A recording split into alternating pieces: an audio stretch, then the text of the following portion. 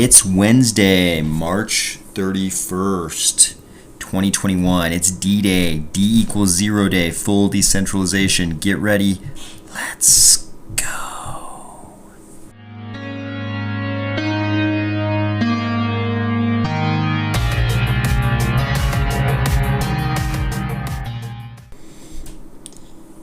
Today is the day. Today is the day we reach full decentralization in block production.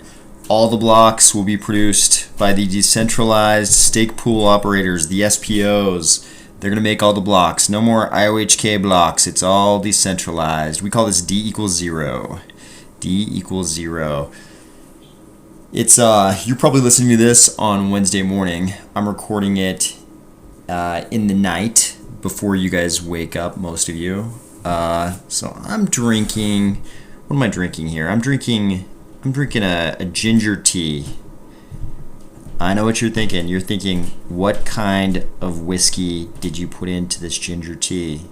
Because I think you guys know me a little bit by now. Nothing, you filthy lushes. Nothing.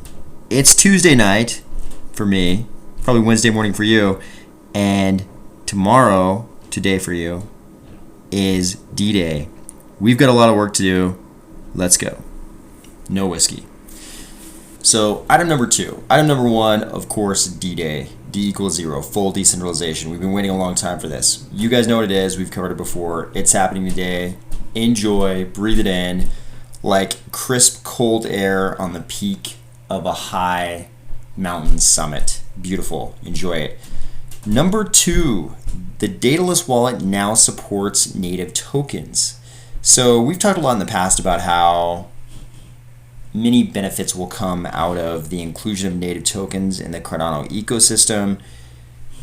Very different than the status of tokens such as ERC20 tokens on blockchains such as Ethereum, where they don't really have first-class status. In the Cardano ecosystem, native tokens will have first-class status. And with Babel fees, which we'll talk a little bit more about later today, you can even pay transaction fees in those native tokens. Now we're seeing a little bit of the infrastructure get built out, including wallet support in the dataless full node wallet for those native tokens. I'm really excited for this. We're just at the beginning of the adventure of tokenization that I think Cardano could bring. Ethereum kind of introduced us all to the notion of tokenization and sort of widespread tokenization. Maybe not to tokenization itself, but a more widespread tokenization I think came with Ethereum. With Cardano, I think we're going to see what it looks like when tokens aren't the B-class citizen, when they're first-class citizens. And it's easy to create tokens on Cardano. You don't have to create a smart contract. You don't have to know how to code.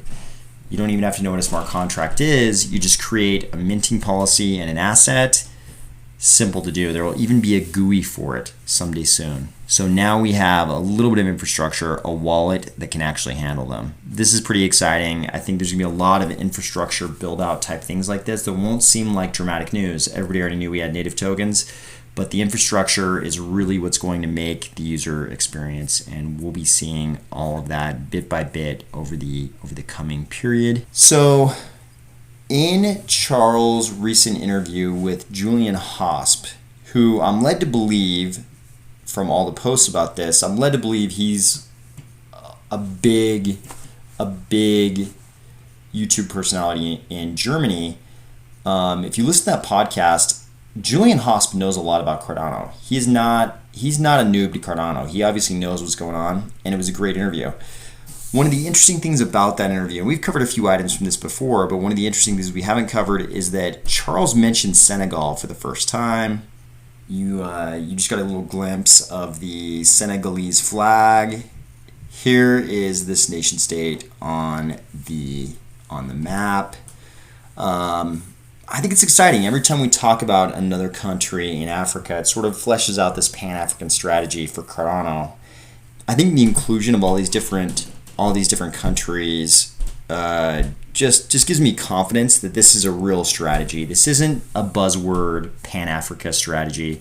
It isn't PR. This is something that Cardano's actually doing. We're actually trying to create financial infrastructure where it doesn't currently exist. I think it's a big deal.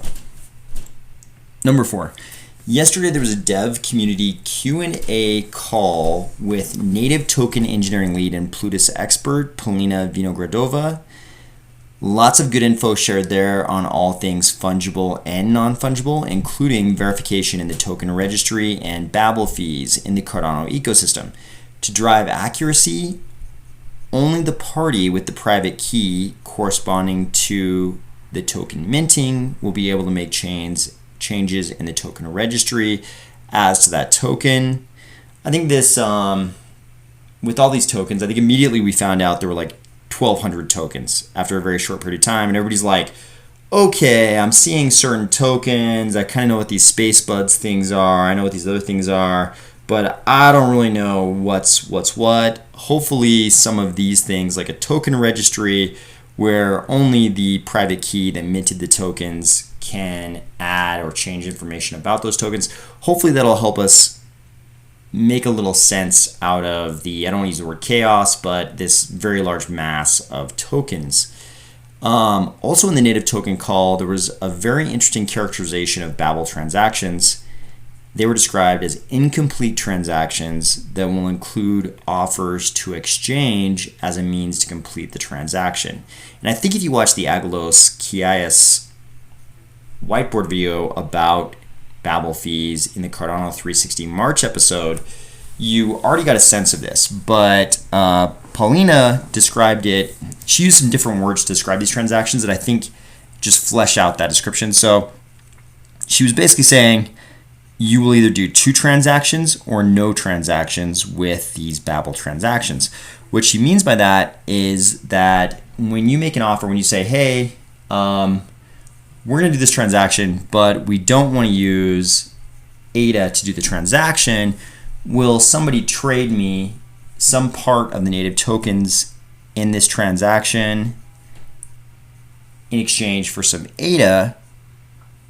What we have there is what Pauline described as a liability transaction that would be grouped together with other liability transactions into a liability group.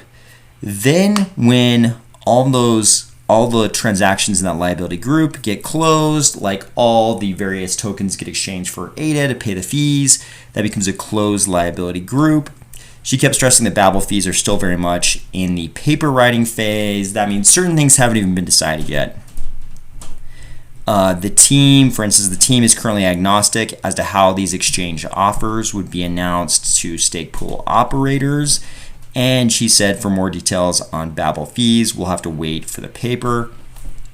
This is all pretty exciting to me. I love that IOHK is so transparent that they tell us about where they're going directionally, sort of right at the beginning of the process. I mean, they haven't even decided how they're going to do certain things with Babel fees, but they let us know where they're going with this so that when the paper comes out, we're not all shocked and surprised. We can have an idea of what's going on. I think this is one of the many benefits of being in this community and not a different blockchain ecosystem. But today, I think you should just enjoy decentralization and D equals 0. And with that, I'll see you tomorrow.